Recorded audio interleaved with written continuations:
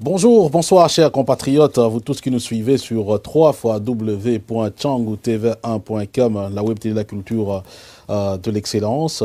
Bien, c'est le retour de votre magazine en toute vérité, l'émission qui vous a été proposée depuis, non, ça fait quand même un bon bout de temps. Eh bien, nous avons maintenant recommencé avec la réception d'invités sur Tchangou TV1. Et le premier à se lancer, c'est donc Monsieur Baudouin Nzo Etunde Yamba. Nzo Etunde Yamba. Donc, il va corriger si finalement j'ai écorché le nom. Il est donc le président du MAS, donc le mouvement d'action pour l'amélioration de la situation sociale et économique. On suppose très bien que c'est en République démocratique du Congo. Et bien comme d'habitude, hein, ce magazine sera bien sûr animé par le vôtre Fabien Anvar Kouswanika, Wabuka Kabakata, Kapungwa Mdedi, Miramia Kongo, Ngunga, Kuputu. Sans plus tarder, on va lancer les hostilités.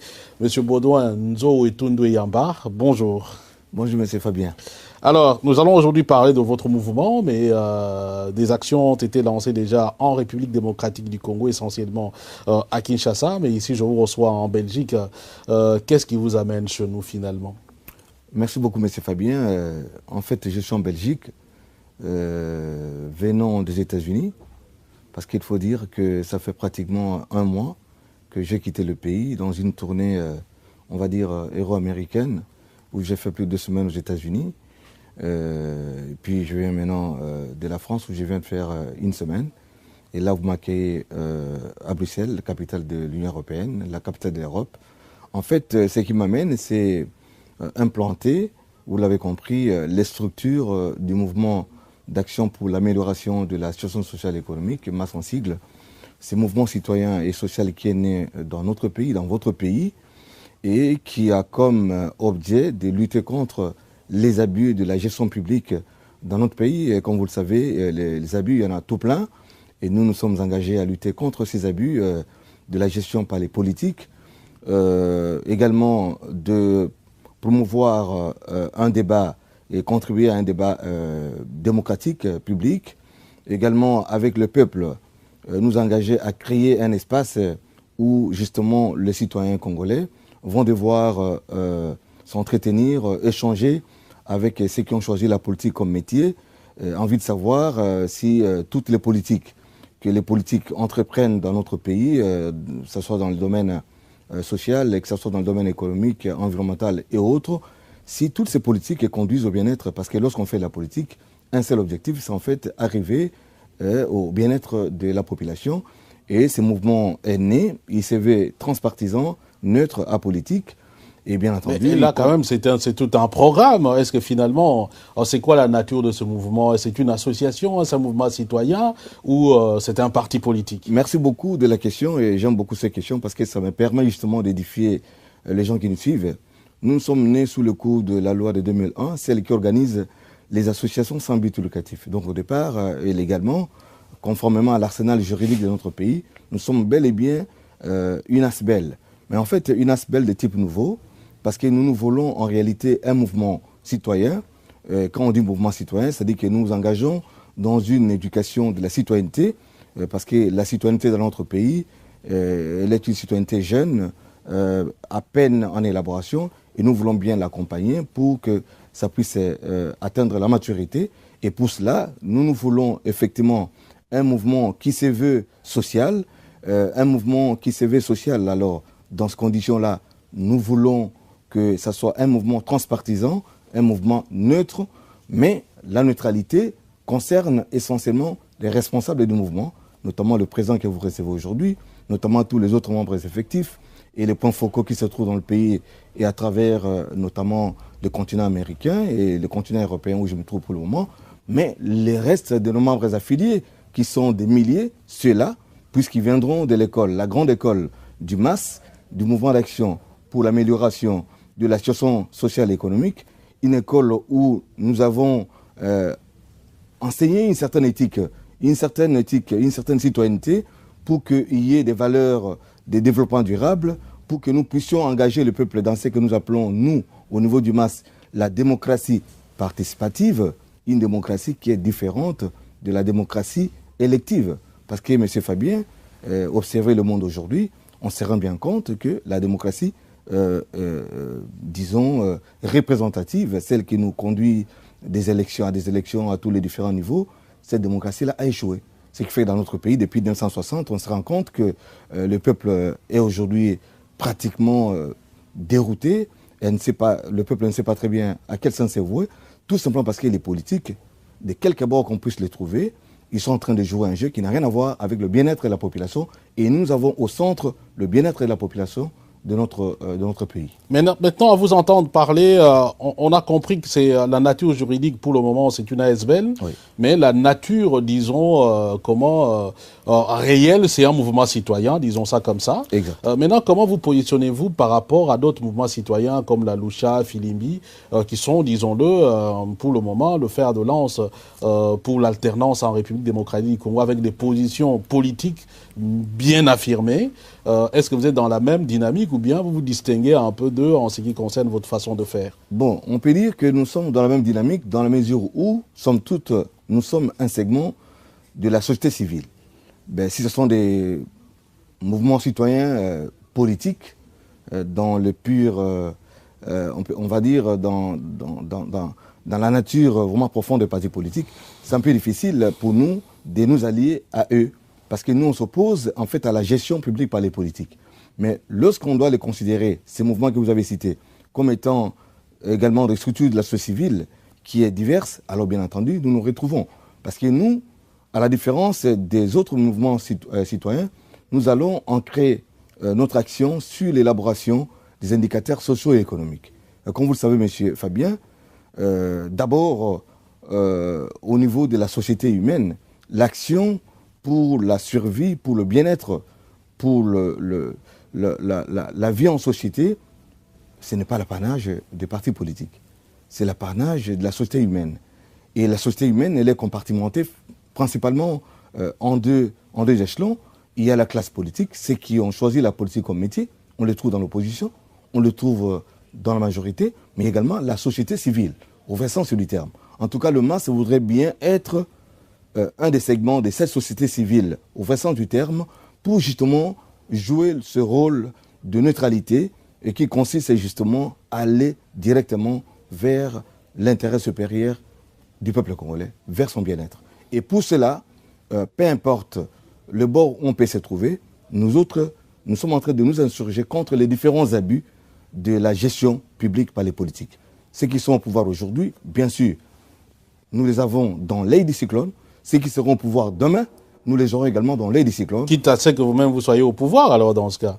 Ah non, non, du tout. Nous serons au pouvoir avec le peuple, c'est-à-dire que pour autant que le peuple se retrouve dans cette élaboration du pouvoir tel que nous l'avons à travers la démocratie. Donc derrière le MAS, il ne se cache pas une certaine ambition politique pour la gestion active de la société. Parce que quand vous dites que vous combattez les politiciens de la façon dont le pays est géré aujourd'hui, oui, cela suppose qu'il faudra bien substituer une autre gouvernance, une autre façon de gérer. Oui. Et en ce moment-là, on trouverait bien peut-être que le MAS a une idée et vous n'allez pas nous dire que vous ne voulez pas faire la politique. Non, le MAS a bel et bien une idée. Mais l'idée que le MAS est en train d'aujourd'hui vouloir donner au peuple congolais, c'est celle justement de la démocratie participative. Cette démocratie qui veut que le peuple lui-même soit au centre de l'action. Parce que, M. Fabien, ce qui a fait que depuis 1960, la date où notre pays est devenu indépendant ou souverain, jusqu'à aujourd'hui que le pays n'avance pas, c'est que quelque part on a laissé de côté le peuple congolais lui-même. Alors que le peuple congolais devait être le centre de l'alpha et l'oméga de toute l'action publique. Et donc, à partir du moment où le peuple lui-même va devoir être sensibilisé à travers une nouvelle citoyenneté pour savoir que l'avancée, ou je veux dire la bonne évolution de ces différents indicateurs socio-économiques, que ce soit dans les secteurs de la santé, que ce soit dans les secteurs de l'éducation, du logement, de la desserte en eau, de l'environnement et tous les autres secteurs de la vie, c'est le peuple lui-même qui doit pouvoir se prendre en charge, bien entendu, et en accompagnant ou en élisant selon des mandats bien précis, ceux qui veulent faire la politique. Et donc, cette autre approche, nous pensons que c'est une nouvelle façon de faire la politique, mais ça sera en réalité, la population elle-même qui la fera, et non le MAS. Et maintenant, vous me semblez très engagé politiquement. Or, nous savons qu'en tant que mouvement citoyen, ceux qui vous ont précédé, comme la Lucha, je dis bien vous ont précédé, tout simplement parce que je m'en tiens aux images, les récentes images du lancement de votre mouvement. Donc, il me semble bien que c'est venu après la Lucha et Filimbi et consorts en République démocratique du Congo. Est-ce que vous n'avez pas peur d'être dédoublé comme les autres? Parce qu'aujourd'hui, il y a plusieurs Filimbi, il y a plusieurs Lucha, la même technique qu'on applique au niveau des partis politiques. Mais parce qu'il me semble bien que déjà, votre venue a été mal vue au niveau de l'hôtel de ville de Kinshasa. Oui, je vous fais une révélation, M. Fabien. Et c'est qu'effectivement, lorsque l'on n'assume pas la neutralité, c'est-à-dire que quelque part on est derrière une force, elle est politique. Et donc, elle peut être de l'opposition, elle peut aussi être du pouvoir. Et dans ces conditions, mais ce n'est que normal que demain, il y ait une multiplication de ces mouvements. Mais lorsqu'on s'éveille effectivement un mouvement associatif, un véritable segment de la société civile, neutre, comme nous le voulons, avec une action bien précise, vous avez compris que l'élaboration des indicateurs socio-économiques, leur diffusion, leur publication, périodiquement, c'est-à-dire mensuellement, trimestriellement, semestriellement, annuellement, ça n'a pas de couleur. Et donc, ce travail-là... Si vous publiez des indicateurs qui montrent que l'action du gouvernement a échoué, c'est clair qu'ils seront sur votre route, hein? Oui, bien sûr, mais c'est cela le combat humain dans la société. Parce que les sociétés avancent, vous êtes dans ces pays qui nous reçoivent aujourd'hui, il faut interroger l'histoire. Je crois qu'il y a eu un moment où ces pays aujourd'hui, grands pays, civilisés, développés, il y a eu des hommes et des femmes qui ont engagé ce genre de combat, et il va falloir qu'à un moment donné, chez nous, on puisse également l'amorcer. En fait, les constats que nous avons faits, c'est un constat, j'allais dire presque universel. C'est lui qui nous montre que la démocratie des élections représentatives, cette démocratie-là est essoufflée à travers le monde aujourd'hui, à travers les continents. Et cet essoufflement donne lieu justement à l'émergence d'une organisation des citoyens par eux-mêmes pour leur bien-être. Et donc le Congo, votre pays, notre pays, ne doit pas être en reste. Et pour cela, il va falloir que les gens s'engagent dans une certaine neutralité effective. Pour quelles raisons ce pays? À une époque, vous vous rappelez, on était à peine indépendant. Il y a eu ce qu'on appelait le manifeste de la conscience africaine, qui a été piloté par le feu cardinal Maloula, d'heureuse mémoire, avec d'autres intelligences. 1956 ou 58, si je ne m'abuse. Mais alors, il n'avait pas la vocation de faire la politique. Vous avez vu? Et quelques années plus tard, vers les années 90, lorsque le régime du dictateur Mobutu a commencé à s'essouffler, a commencé à chercher un peu d'oxygène, on a organisé ce qu'on appelle la conférence nationale souveraine. Et encore une fois, on a fait appel à la société civile, à travers notamment la conférence épiscopale nationale du Congo. À l'époque, c'est Monseigneur Monsengo, le même aujourd'hui. Et pas tout récemment avec la CENCO, avec la CENCO. Et donc, nous voulons dans cette lignée-là d'une société civile véritablement neutre. Mais on risquera de vous rétorquer, mais finalement, tout ça n'a pas donné des solutions en ce qui concerne la République démocratique du Congo. Oui, tout ça n'a pas donné des solutions, c'est une façon de dire, mais ça a donné des avancées. Aujourd'hui, il faut dire que plus rien ne peut nous arrêter. On est tombé tellement bas, on a atteint le fond, je veux dire, du trou, que nous devons absolument nous relever. Et nous nous relevons avec des réflexions, avec ce genre de mouvements, avec l'engagement citoyen des Congolais. Parce que le problème, c'est le peuple congolais lui-même. La plus grande richesse de notre pays, ce n'est nullement le cuivre et le cobalt, ce n'est nullement l'or et les diamants et les coltan, c'est le peuple congolais. Et ce peuple congolais doit lui-même comprendre qu'il est lui-même le propriétaire de son sol et de son sous-sol. Et à partir du moment où il le devient, il le sait, il l'intériorise, alors il devient effectivement un citoyen qui est conscient non seulement de ses droits, parce qu'il en a plein, et c'est consigné dans notre Constitution. Il a les droits civiques, il a les droits politiques, il a les droits collectifs, il a les droits économiques, sociaux et culturels, mais il a également en tant que peuple les obligations et les devoirs, pour qu'il puisse assainir, pour qu'il puisse s'occuper de ce qui le gouverne, parce que c'est lui le souverain primaire. Et à partir du moment où le peuple intériorise ce statut sacré qui lui revient, alors n'importe qui ne viendra plus se jouer de lui à la tête du pays ou à n'importe quel niveau des institutions de la République. Alors vous avez dit un mot, vous dites que vous êtes une organisation, vous avez l'ambition d'être neutre, hein, ce sont vos paroles. Ouais.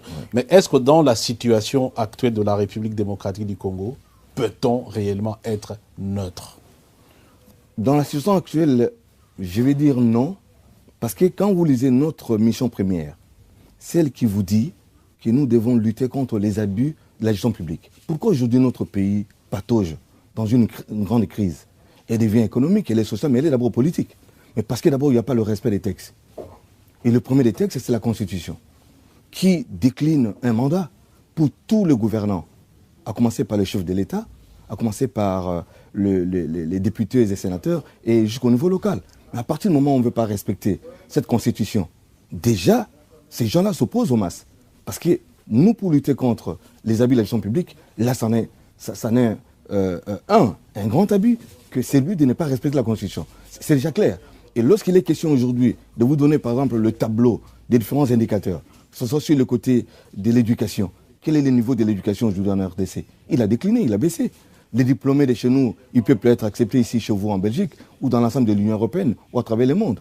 Alors qu'il y a quelques années, il y a jadis 2 décennies, 3 décennies, mais on avait des diplômés de grandes valeurs et que l'on pouvait retrouver dans toutes les grandes universités, des savants, même à la NASA. Mais ça a décliné. Mais ça, c'est un élément important. Alors vous allez dans le domaine, par exemple, de la santé. Mais aujourd'hui, heureusement qu'avec cette mainmise de la société civile, il y a une sorte d'essaimage des polycliniques et cliniques dans la ville de Kinshasa, Lubumbashi, partout ailleurs, parce que l'État lui-même est absent. Et donc face à ça, naturellement, que face à nous, il y a d'abord ceux qui gouvernent et qui semblent ne pas bien faire leur travail. Alors venons-en au MAS lui-même. Comme j'avais dit, vous aviez mis pratiquement, comme on dit, les petits plats dans les grands quand vous avez fait votre sortie officielle à Kinshasa. Ah oui, ça veut dire ça veut dire que c'était, disons, un peu impressionnant pour une association, le nombre de personnes que vous aviez. En termes du personnel scientifique, j'ai reconnu certains de mes professeurs d'université, en termes, peut-être pas d'hommes politiques visibles, mais en termes des cadres de ce pays-là. Beaucoup de gens y ont vu peut-être une main derrière, finalement, comme même si vous ne voulez pas le dire, c'est comme si c'était un parti politique et ainsi de suite. Et la vraie question, pour quels objectifs? Oui. Vous savez, dans la société humaine, l'objectif ultime, lorsque l'on est dans la société humaine, que l'on gère une famille, qu'on gère une rue, une avenue, une commune ou un pays comme notre grand pays, l'objectif reste l'unique, le bien-être de la population. Et nous disons, nous, que pour atteindre cet objectif-là, il faut l'engagement de la population tout entière. Et l'engagement de la population tout entière n'est pas l'apanage des politiques. Encore que les politiques, aujourd'hui, M. Fabien, je ne vous l'apprends pas. Vous êtes un journaliste chevronné. Les politiques, dans notre pays, semblent avoir lassé la population. La population est fatiguée des politiciens. Je dis bien des politiciens, et de n'importe quel bord qu'on puisse les trouver. Et c'est là, visiblement, c'est depuis 1960. Aujourd'hui, on a l'impression, avec le régime actuel, que l'histoire se répète. C'est-à-dire que, bon, on débauche dans l'opposition, et puis on en fait des premiers ministres, on quitte le pouvoir, et puis on devient opposant. Mais c'est là, on l'a vu avec le président Mobutu pendant 32 ans. Or, Mahatma Gandhi, l'une des grandes lumières de notre temps, a dit justement que lorsque l'on veut changer les choses, il ne faut jamais faire répéter l'histoire, mais en créer une nouvelle. Mais dans notre pays, on veut répéter l'histoire d'un domaine politique. Et la population en a marre, si on peut dire ainsi. Elle est fatiguée. Et voilà pourquoi elle est en train de chercher les voies de sortie. Et cette lassitude de notre population, on l'observe à travers le monde. Hein. On a vu chez vous ici avec le Brexit. Je ne pense pas que les gens qui ont lancé le référendum au Royaume-Uni s'attendaient à ce que le Brexit l'emporte. Ça l'a emporté. On a vu la venue des nouveaux dirigeants dans certains pays pas loin de la Belgique ici. Mais c'est effectivement au travers de ce ras-le-bol des politiques. Et vous avez vu même aux États-Unis l'arrivée du nouveau président américain. Il s'en est pris à tout le monde, y compris à vous, de la presse. Parce qu'il était informé que l'Américain profond n'avait plus rien à voir avec les républicains ou les démocrates. On l'avait pensé qu'il ne serait pas là, il est là aujourd'hui. Dans notre pays, dans votre pays, il y a cette lassitude-là. Et nous pensons que le bois de sauvetage vient du côté du mouvement d'action pour l'amélioration de la situation sociale et économique à travers cette démocratie participative, où le peuple, à travers les corporations, à travers les organisations le peuple lui-même va devoir se prendre en charge pour que ceux qui gouvernent savent que désormais, ils seront dans l'œil du cyclone. Le peuple sera un peuple déjà qui est conscient de ses droits, également de ses devoirs et obligations. Alors, vous êtes concentré à Kinshasa. Si je lis un peu les dépliants que vous m'avez remis, il me semble bien que le MAS, c'est essentiellement un mouvement quinois, alors, dans ce cas. Ah non, non, du tout. Le MAS, c'est quand vous lisez notre agrément et quand vous lisez profondément d'autres documents, le dépliant donne juste une sorte de synthèse. Le MAS, c'est effectivement un mouvement congolais, un mouvement national. Et d'ailleurs, au-delà du pays, je venais de faire cette tournée, pratiquement de 30 jours à l'étranger, pour installer les REM, ce que nous appelons les représentations de masse à l'extérieur du pays. Donc, les représentations extérieures du MAS.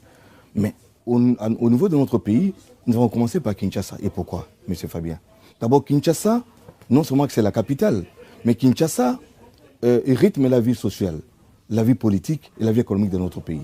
Kinshasa est une ville de 12 millions d'habitants concentrée, une ville cosmopolite, dans ce sens que toute action positive, comme celle que le MAS est en train d'amener, pour une éthique nationale, pour une démocratie participative, pour un développement durable, pour une citoyenneté, nous pensons que lorsque nous commençons ces genres d'action à Kinshasa, automatiquement, il y aura un effet d'entraînement dans les autres provinces, agglomérations et centres du pays. Et d'ailleurs, pour votre information, les jours de notre sortie, on a vu, le MAS est bel et bien représenté dans l'ancien Katanga, dans le Congo central. Nous avions bel et bien des points focaux qui étaient venus. Et aujourd'hui, nous sommes déjà dans l'ancienne province orientale. Et nous sommes en train de nous étendre déjà. Et donc, nous sommes nés au début de cette année. Nous sommes au mois d'octobre aujourd'hui. Le MAS a bel et bien une ambition nationale. Vous en doutez. Ben, je le dis parce que déjà, je vois là, vous annoncez un nouveau Kinshasa. Que vous voulez plus belle, plus équitable, plus vivable, plus viable et même plus durable. Ça, ce sont vos termes, en tout cas, oui. Si on lit le dépliant. Maintenant, je pense qu'André Kimbuta, qui est gouverneur de la ville de Kinshasa, devra certainement se moucher un peu quand il entend un tel projet. Maintenant, face aux autorités de la ville de Kinshasa, vous êtes une aide semblable, vous êtes quelqu'un qui peut les accompagner ou bien finalement vous vous posez carrément en rival? On ne s'oppose pas en rival, mais en fait nous nous posons en contre-pouvoir. C'est ça le rôle classique. Et c'est comme ça que l'UNESCO définit la société civile. Un contre-pouvoir avec l'ambition du pouvoir? Non, non, un contre-pouvoir, c'est-à-dire que le peuple, parce que le pouvoir, pourquoi il existe? C'est pour le peuple. Et si le peuple est conscient que le travail qui est fait est bien fait, le peuple applaudit. Et si le peuple est conscient que le travail qui est fait n'est pas bien fait, le peuple va dire que ce n'est pas bien fait. Au jour d'aujourd'hui, quand on se promène dans la ville de Kinshasa, M. Fabien, tout le monde, si vous vous promenez dans les 24 communes de Kinshasa, dans les 365 quartiers, et que vous vous mettez à chanter Kinshasa la belle, on va vous taper, on va vous cogner. Tout le monde va sérieux sur vous parce que la vérité, tout le monde la connaît. Ce n'est plus Kinshasa la belle, c'est Kinshasa la poubelle. Et ça, personne ne l'ignore. Vous savez, moi, j'aimerais caricaturer quelqu'un de l'opposition, je ne vais pas le citer. Il a dit, ben, tiens, lorsqu'il est question de dire que ça ne va pas, ça dit qu'on est de l'opposition. Parce que je suis du pouvoir, je ne peux pas dire que ça va pas. Vous voulez parler de Zachary Bababas? Je ne sais pas, non, non, je ne sais pas les gens. Moi, j'ai entendu parler des gens comme quoi le constat est amer. Il est celui-là que les choses vont très mal dans notre pays. Et Kinshasa est la capitale, Kinshasa est le miroir. Donc nous allons aller à l'assaut de l'arrière-pays, on commence par Kinshasa. Ce n'est que le point de départ de toute une action qui va être portée dans l'ensemble de notre pays. Et d'ailleurs, le MAS va mettre en place ce qu'on appelle les réseaux des grandes villes. Toutes les grandes villes du pays seront connectées à travers cette action, parce que nous avons l'Observatoire social et économique qui va fonctionner et l'élaboration des indicateurs socio-économiques sera faite également dans toutes les grandes villes pour que nous puissions savoir si les gens qui viennent à un moment donné, au bout d'un certain moment, est-ce que le travail est bien fait. Nous, cette fois-ci, nous allons le juger avec des preuves à l'appui et c'est objectif et scientifique. Parce que ce seront des statistiques, ce sont des ratios. Bien sûr que nous allons les coupler avec des sondages d'opinion pour savoir si effectivement le bourgmestre qui est là, le maire qui est là, le ministre qui est là, le président de la République qui est là, s'ils font du bon travail. Si oui, ça sera le travail de ces indicateurs-là. Un peu comme un médecin. Hein. Si vous dites que vous avez 40 degrés, ben, c'est clair que vous avez la fièvre. Alors finalement, vous savez, nous avons l'habitude d'entendre beaucoup de gens qui parlent, avec peu d'action. Je ne dis pas que c'est le cas pour vous, on le verra de toute façon. Vous êtes une jeune association. Déjà, ça fait, si je fais le calcul, 6 mois, depuis mars que vous avez commencé. Au bout de 6 mois, qu'est-ce qu'on peut mettre à votre actif comme réalisation ou peut-être comme début de réalisation? Au bout de 6 mois, vous savez, notre travail, c'est un travail d'éducation, un travail pédagogique. Chez nous, on a toujours l'habitude de dire, et je vais rendre ça en lingala, la population chez nous, et la Bible le dit, est en train de mourir faute de connaissances. Notre population ne sait pas que c'est elle qui est la propriétaire de tout ça qu'on gère. Le dire, comme nous le faisons déjà, pendant des mois, dans le pays, et à travers notre dynamique diaspora, à travers le monde, comme je viens de le faire pendant un mois, c'est déjà engager un certain éveil de citoyenneté, et ça c'est déjà quelque chose d'important. Et quand nous allons entrer avec les actions d'implantation dans les différents quartiers, les différentes communes, les différentes villes de BM, c'est ce que nous appelons les bases du MAS, qui vont être coordonnées à leur tour par le MBM, c'est-à-dire les mouvements de base du MAS, vous allez entendre qu'effectivement, toute notre population sera dans une certaine dynamique. Une certaine dynamique, celle de la démocratie participative, celle d'une certaine nouvelle citoyenneté, celle d'une certaine éthique. Parce qu'au jour d'aujourd'hui, ceux qui gouvernent sont sûrs que personne ne sait ce qu'ils font. Mais désormais, ils vont savoir et ils seront conscients qu'en réalité, il y a maintenant un observatoire. Il est social-économique, mais c'est une sorte d'œil de cyclone dans lequel ils vont tous se trouver. Alors la diaspora réputée très très difficile à convaincre, surtout avec toutes les déceptions qui viennent du pays. Vous avez parlé d'une tournée que vous avez réalisée notamment aux États-Unis. Comment comment votre projet a été accueilli? Mais ça a été un grand plaisir, une grande joie pour moi, et je suis en train de vous l'apprendre à travers votre chaîne de télévision à celles et ceux de vos téléspectateurs qui vont nous suivre. C'est que ça a été bien accueilli. Bien sûr qu'avant que je n'arrive, à travers notre site web, vous savez, aujourd'hui avec les réseaux sociaux, nous avons un site web, nous avons une télévision dans YouTube. Ils étaient déjà informés, et dans des États comme Oregon, des villes comme Portland, Beaverton ou Corvallis, où nous avons une grande diaspora, une élite intellectuelle, des jeunes ingénieurs qui ont terminé ou qui sont en train de terminer. C'était un accueil vraiment chaleureux et une adhésion, j'allais dire, presque massive. Il y a les images que vous aurez certainement à diffuser dans les jours à venir dans votre chaîne de télévision. Et dans des États comme à Washington State, à Seattle, la capitale, ou à Bellevue, mais c'est une quarantaine d'adhésions. Ils ont même créé déjà leur BM qui fonctionne.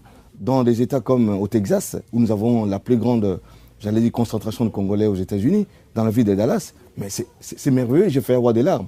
Donc les gens, tous, sont soucieux de leur pays, ils veulent que ça marche, mais pour que ça marche, ils sont conscients que d'abord le peuple doit être conscient. Parce que c'est le peuple seul qui pourra mettre les gens qu'il veut lui-même, parce qu'il suppose, ils savent que ces gens-là sont valables, et il les mettra pendant des périodes qu'il voudra, c'est ce qu'on appelle des mandats. Et quand ça ne marchera pas, il pourra alors lui-même le mettre dehors. Et cet exercice-là, ça va commencer par tous ceux qui ont un certain pouvoir public. Au niveau de la rue, au niveau de l'avenue, de la commune, des centres urbains, du pays. Et ça a été le même accueil dans l'Union européenne. Et j'étais à Paris il y a quelques temps. Je suis dans la capitale de l'Union européenne, Bruxelles, où vous m'accueillez aujourd'hui. Ben, c'est le même élan. Et nous voudrons bien que vous puissiez accompagner cela. Parce que c'est bien bon de dire que ça ne va pas, mais il faut agir. Agir en donnant la bonne information d'abord, parce que la plus grande richesse, c'est la population congolaise. Nos mines, nos cuivres et autres sont non renouvelables. Ils vont s'épuiser un jour. Et quel sera l'avenir dans 50 ans, dans un siècle, dans 2 siècles? Et ça, il faut qu'il y ait les gens qui puissent penser. Et le MAS est là pour accompagner la population dans cette grande réflexion. Alors, mouvement citoyen, très souvent, ou association, souvent ça se transforme en parti politique.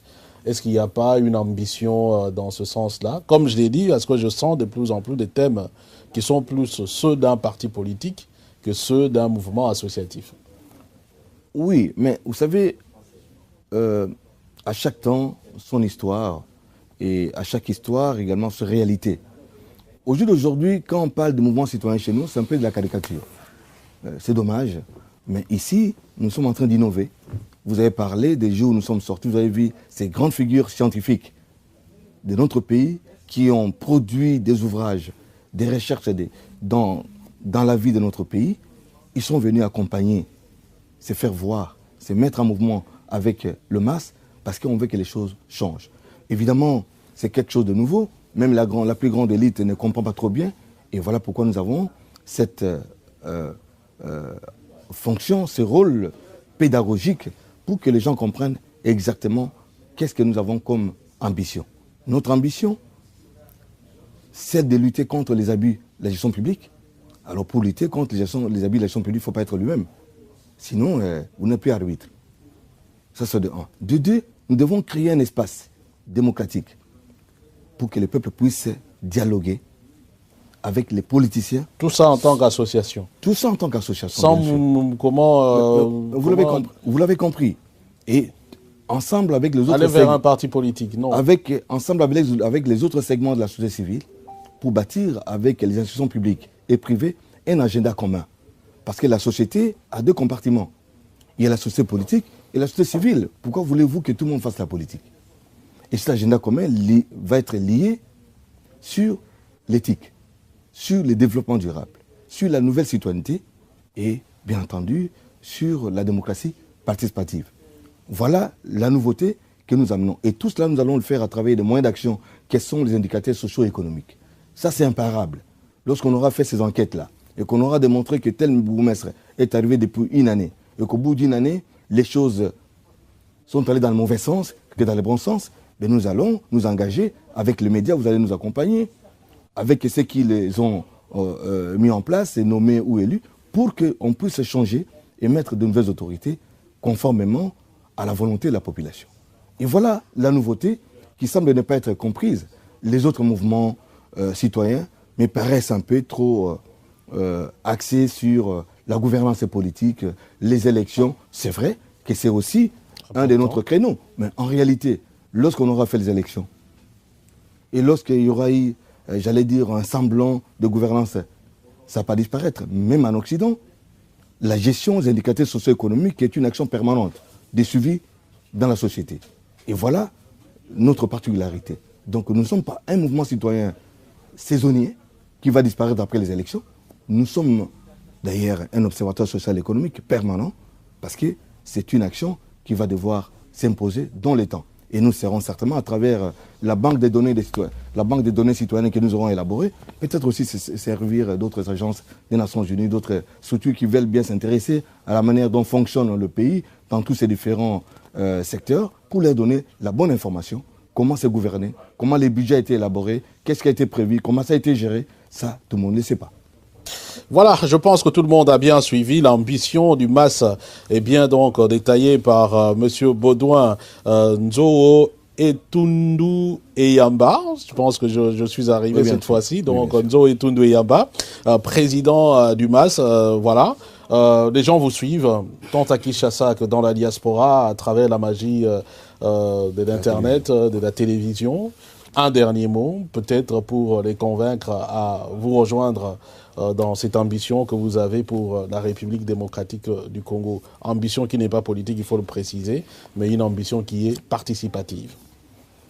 Une ambition qui est participative, qui est noble, qui est nationale. Le dernier mot, M. Fabien, c'est d'abord de vous remercier. Vous remercier d'avoir accepté de recevoir les présents du MAS, Mouvement d'action pour l'amélioration de la situation sociale et économique. Et vous me recevez en cette dernière étape de ma tournée euro-américaine qui m'a conduit pour mettre en place les différentes structures, les différentes représentations extérieures du MAS. Et aujourd'hui, ce que je peux dire à notre diaspora d'abord, c'est que nous devons nous engager résolument à ce qu'il y ait un changement réel dans notre pays. Et ces changements-là, chacun vient avec ses méthodes, avec ses moyens. Nous devons le mettre en synergie ensemble. Le mouvement d'action pour l'amélioration de la situation sociale et économique est un mouvement social, est un mouvement citoyen qui veut engager tout le monde. Et je demande justement à notre dynamique diaspora évaluée aujourd'hui à, on va dire, 10 et 12 millions d'habitants, c'est énorme pour qu'elle puisse savoir, cette diaspora-là, que le sol, que la terre de ses ancêtres l'attend. Et l'attend de manière active pour se mettre en action, pour se mettre en mouvement avec le MAS. Et à ceux de nos frères et sœurs qui sont restés au pays, ce que je leur demande, c'est qu'ils puissent se mobiliser pour que nous puissions adhérer ensemble dans ces nouveaux mouvements citoyens, un mouvement citoyen de type nouveau, un mouvement citoyen transpartisan neutre, pour que nous puissions bâtir ensemble dans notre pays, ensemble, une nouvelle citoyenneté.